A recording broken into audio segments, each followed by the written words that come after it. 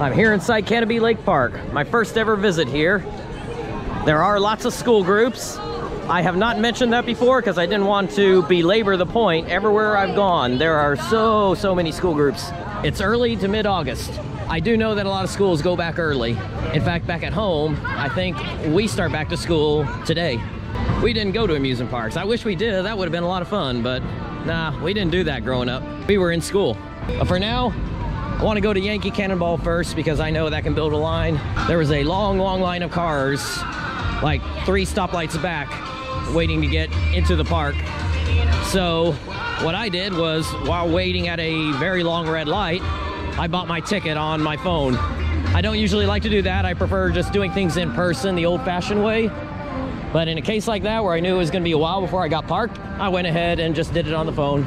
That was a better way to do it in this case, because then I could just walk right up, get in. This is a Thursday. It was a $51 ticket plus a $3 convenience fee. Free parking. So I always like that. More parks need to be doing that. Free parking. I bailed on Yankee Cannonball because it already has a 2-hour line, 10 minutes before park open. So I'm going to get the other 2 credits done. Since Yankee Cannonball is going to be a super long line no matter what, might as well do these first before they build up huge lines. I have not seen Untamed. I have not found it yet. I'm just kind of wandering. I looked at their online park map and it's terrible.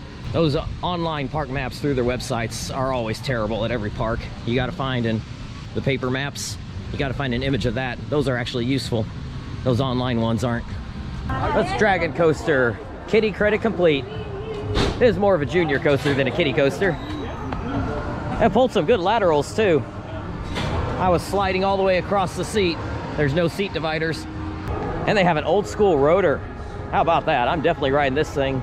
I missed the one that we had at Frontier City.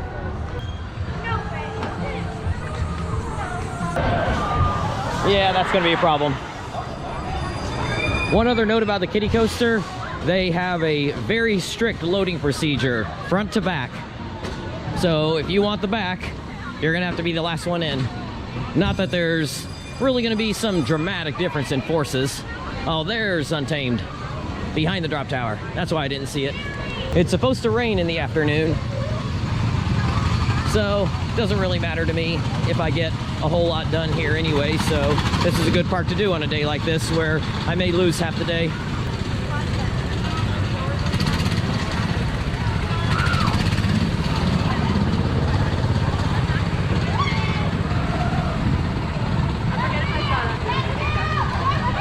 It's a good layout if it didn't have over-the-shoulder restraints.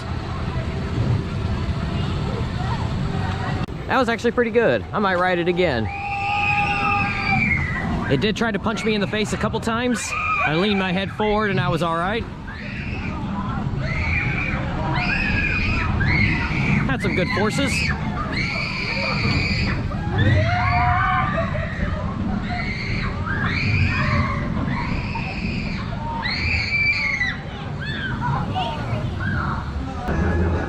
Look at this, a special pinball only room.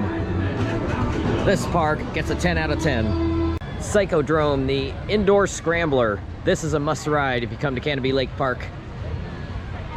Not sure if I would call it the best ride in the park, because Untamed and Yankee Cannonball were pretty good.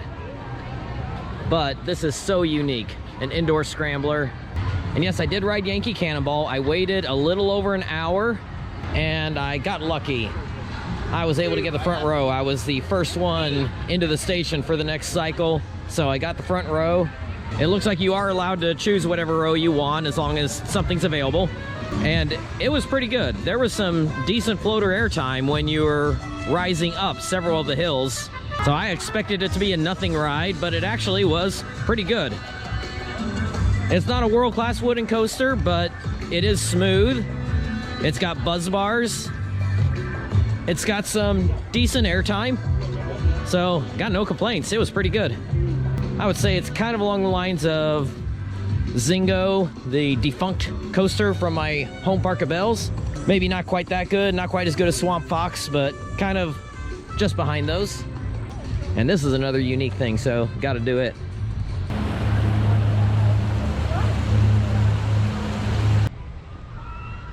It's hard to get shots of Yankee Cannonball running. You gotta come outside the park.